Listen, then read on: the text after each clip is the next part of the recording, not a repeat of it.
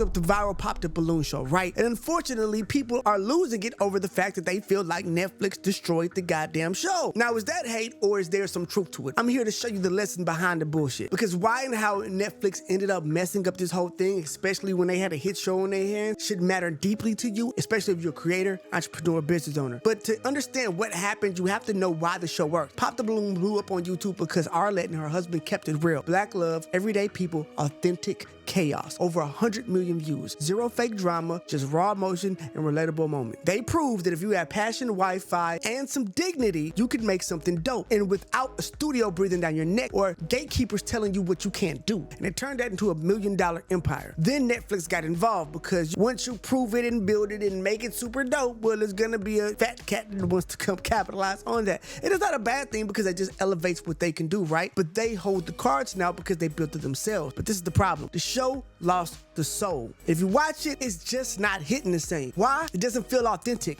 Instead of just having normal people on the show, they have like Z-list actors, guys and girls from reality shows with millions of followers, and everybody looks like they walked out of a Barbie and Ken magazine. And unfortunately, that's not what made the show dope. The reason why people watched it is because it looks and feels like they just got a bunch of regular people looking for love. And instead of trying to manufacture like energy with everybody laughing in the Netflix version and stepping on each other's lines, the YouTube version has a completely different pace, isn't full of just random laughing and one-liners, but that's what you get when you look at the Netflix version. So this is the lesson. The Netflix mess up, of course. What Arlette still has is her IP, hopefully her own show, her own YouTube, her own socials, her own control over her brand and ownership of what she built. The power and the ball is still very much so in her court. You see, unlike any other time, if the Netflix had funded, built the show, and did everything else, they could cut that shit off and then she's back to working at Whataburger. Her and her husband got to figure it out because they built something solid, because they created their own platform, built their own business, did the hard work. As creator CEOs, they get to win. And even when they lose, they still get to win. You get where I'm coming from here? Only freedom is economic